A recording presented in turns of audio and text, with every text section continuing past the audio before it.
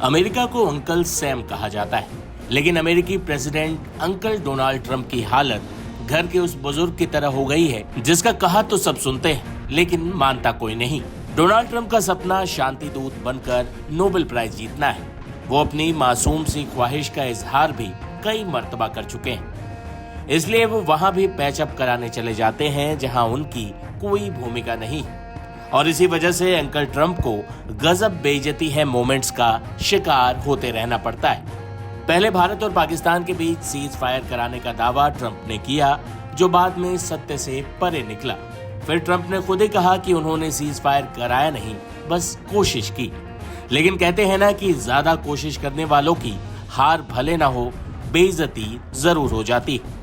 रूस और यूक्रेन के केस में भी यूक्रेनी राष्ट्रपति जेलेंस्की ने ट्रंप के दफ्तर में उनके बड़बोलेपन का जवाब दिया था। वही अब ईरान और इजराइल युद्ध में भी डोनाल्ड ट्रंप के साथ एक बार फिर गजब बेइज्जती है मोमेंट की वापसी हो चुकी।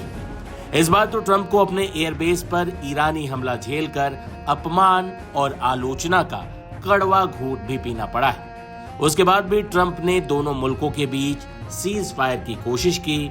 हालांकि ये सीज फायर महज 2.5 घंटे टिक पाया, यानी एक बॉलीवुड फिल्म से भी कम देर तक। पिछले 12 दिनों से इजराइल और ईरान के बीच युद्ध जारी था, लेकिन जब अमेरिका ने ईरान के परमाणु ठिकानों पर हमला किया तो अचानक से ये युद्ध महायुद्ध में तब्दील न हो जाए, इसकी आशंका जताई जाने लगी। अमेरिका ने ईरानी परमाणु ठिकानों पर हमला किया तो लगा कि स्थिति और बिगड़ जाएगी, रूस और चीन भी इस युद्ध में शामिल हो सकते हैं। लेकिन ईरान ने अमेरिकी हमले का पलटवार करने में देरी नहीं लगाई और इराक और कतर में मौजूद अमेरिकी एयरबेस पर हमला कर दिया। इस हमले के बाद वो हुआ जिसकी उम्मीद कोई नहीं कर रहा था। अचानक से सीज फायर की घोषणा हो जाती है। इस बार भी दुनिया की तमाम लड़ाइयों को 13 भाई सुलझाएगा की तर्ज पर अमेरिकी राष्ट्रपति डोनाल्ड ट्रंप ने सीज फायर की घोषणा कर दी।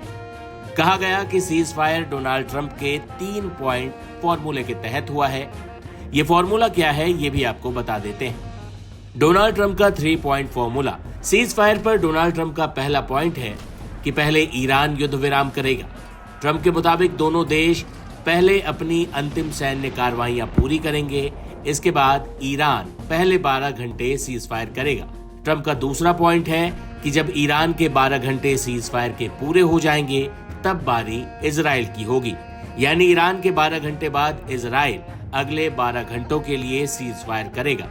इसके बाद आता है तीसरा पॉइंट। ईरान के 12 घंटे और इजराइल के 12 घंटे के सीज फायर के बाद, यानी पूरे 24 घंटे बाद जंग खत्म हो जाएगी। डोनाल्ड ट्रंप के मुताबिक 24 घंटे बाद युद्ध को आधिकारिक रूप से समाप्त घोषित किया जाएगा।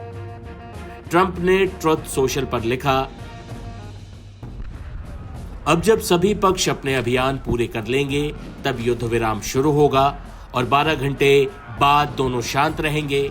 24 घंटे बाद यह युद्ध समाप्त माना जाएगा। लेकिन यहां भी ट्रंप का दांव उल्टा पड़ा। अमेरिकी राष्ट्रपति डोनाल्ड ट्रंप का प्रस्तावित युद्ध विराम 24 जून 2025 को लागू होने के कुछ घंटे बाद ही खतरे में पड़ गया, जब इजराइल ने दावा किया कि ईरान ने उसके हवाई क्षेत्र में मिसाइलें दागी।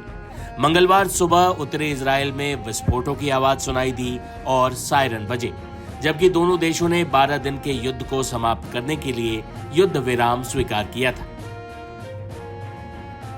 हालांकि ये युद्ध विराम 2.5 घंटे भी नहीं चला। टाइम्स ऑफ इजराइल के मुताबिक ईरानी मिसाइल हमले में 4 लोगों की मौत भी हुई। इसके जवाब में इजराइल के रक्षा मंत्री कात्ज ने इस हमले के बदले तेहरान को हिला डालने की धमकी दी। उन्होंने अपनी मिलिट्री को निर्देश दिया है कि ईरान के हर हमले का जवाब तुरंत दिया जाए। उन्होंने कहा है कि ईरानी हमले के जवाब में इजरायली सेना ईरान के सैन्य ठिकानों और सरकारी प्रतिष्ठानों को निशाने पर लेकर हमले करे। जम्मू कश्मीर की पूर्व मुख्यमंत्री महबूबा मुफ्ती ने भी डोनाल्ड ट्रंप के रवैये की आलोचना करते हुए क्या कहा, सुनिए। मैं समझती हूँ ईरान के लिए बहुत बड़ी कामयाबी है अल्लाह ताला की तरफ से, जिन्होंने खाली हाथ सिर्फ अपने जज्बे शहादत और ईमान की बिना पे ये जंग लड़ी और अमेरिका जैसे सुपर पावर, उसका जो बगल बच्चा है इजराइल, उनको घुटनों पे लाया, जिसकी वजह से ट्रंप मजबूर हो गए कतर वालों को रिक्वेस्ट करने के लिए कि भाई इज़राइल तैयार है सीज़ फायर के लिए, आप ईरान को तैयार कर लीजिए। तो मैं कहती हूँ ये हमें तो ईरान की जो शहादत का जज्बा उनके लोगों में है, उनकी आर्मी में है, उनकी लीडरशिप में है, उसको सलाम करना चाहिए। और हमारा सर आज फ़ख्र से ऊंचा हो गया कि ईरान के पास तो कोई न्यूक्लियर बॉम्ब नहीं था, कोई हथियार नहीं था। वो तो सिर्फ जो जिसको कहते हैं शेर खुदा हज़रत अली रूह रज़ियल्लाहु ताला अन्हा के उनके पैरोकार के तरह से उन्होंने एक जज्बे से ये लड़ाई लड़ी और पूरी जो इस्लामी ममालिक है दुनिया में उन्होंने अपना कद बहुत बढ़ा दिया।